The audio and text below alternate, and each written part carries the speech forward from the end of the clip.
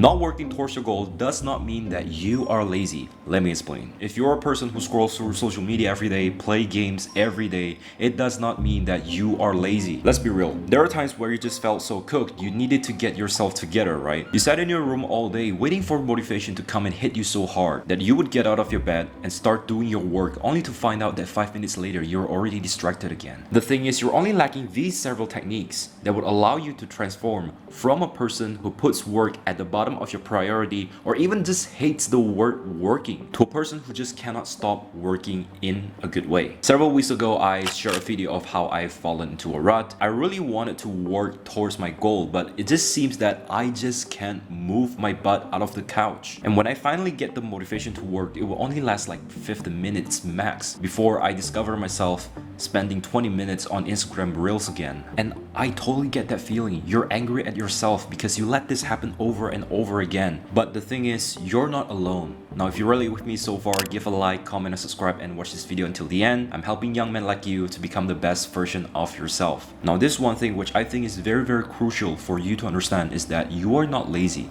You just don't have a plan. I want you to like close your eyes right now and imagine with me together, right? Imagine you're a captain of a ship and you're basically in the middle of the ocean right now. The thing is, you got no map, you got no crew, you got no compass, you got no plan of where you want to go, and guess where you will end up? Basically nowhere, right? I mean, sure, you're following the currents of the sea and you might end up in like parts of Africa, like in Somalia, and then you ended up getting robbed there by the pirates and eating goat meat together or something like that. But the thing is, it's a totally different scenario if you have a plan of where you want to go. Because once you set a plan, you suddenly have this like sense of direction of where you want to go. You prepare yourself with a compass, with a map, with a plan, everything. And let's just say you're cruising from Japan to the US and now it takes several weeks to get there instead of 300 days drifting at sea. The problem here is that you lack purpose in your life. The ship basically represents your life, and when you don't have a plan, you'll end up nowhere in life, bro. And people kept saying you don't succeed because you lack focus.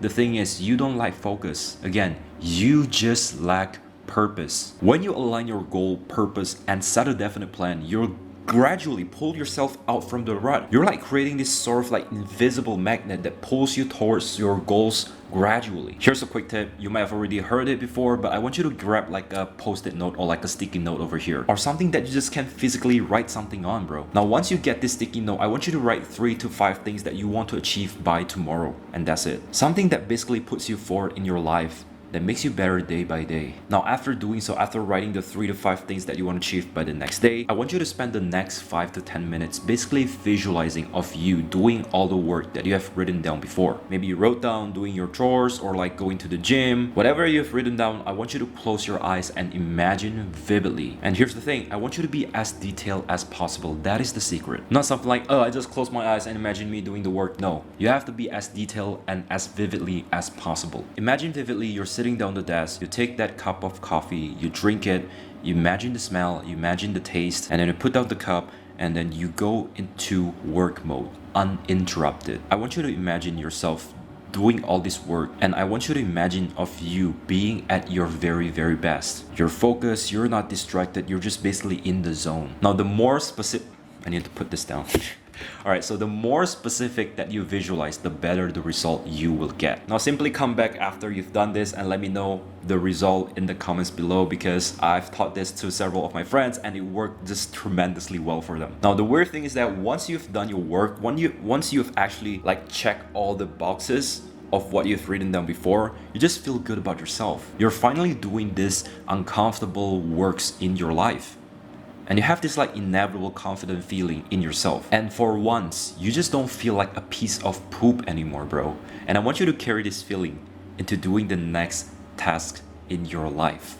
And that is how you win in life, and that is how you carry this momentum. And I don't think a lot of people talk about this, but momentum and consistency is just so underrated in this self-improvement world, bro. And another concept that I think most people got it wrong is that they think the key to productivity is to be able to focus for longer hours by meditating more, training your attention span, by limiting your screen time, whatever that is. I would say that is partially true, but here's the secret. You don't need to train your attention span by meditating every day.